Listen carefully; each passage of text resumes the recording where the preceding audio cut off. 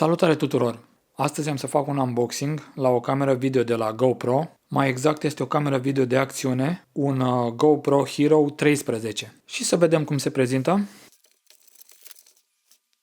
Și cam așa se prezintă. Aici avem un pachet Extended Power Bundle. Mai exact conține câțiva acumulatori suplimentari. Opțional ne spune că putem cumpăra și lentile suplimentare. Pe o altă laterală ne specifică conținutul pachetului. Pe o altă laterală ne specifică aplicația Quick, o aplicație ce se poate descărca din Apple Store sau Google Play. Pe o altă laterală ne specifică câteva detalii tehnice. Ne spune că poate filma la o rezoluție maximă de 5,3K la 60 de cadre pe secundă. Unghiul pentru filmare este de 177 de grade, tehnologie de înregistrare 10-bit color. De asemenea ne spune că avem și funcție GPS, waterproof până la o adâncime de maxim 10 metri și stabilizare video Hyper Smooth 6.0. Aici avem o husă pentru depozitare sau transport. Aici avem memoria cu o capacitate de 64 de GB de la SanDisk. Aici avem câteva stickere. Aici avem un adaptor de prindere. Aici avem încărcătorul. Are un port USB de tip C. Încărcător dual. Poate încărca 2 acumulatori în același timp.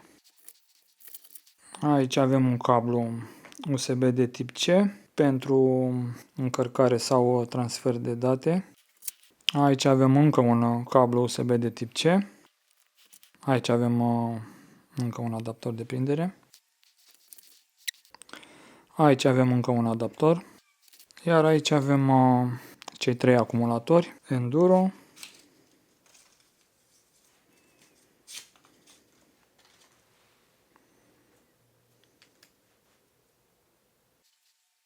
Capacitatea lor de stocare este de 1900 mAh la o tensiune de 3,89V. Acumulatorii sunt de tip litiu-ion și camera.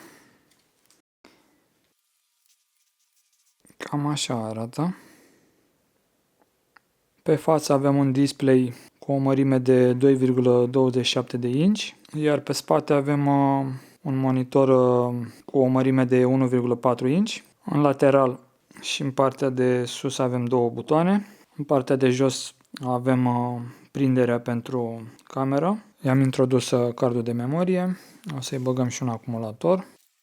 Tot aici avem și portul USB de tip C pentru transferul de date către un laptop PC.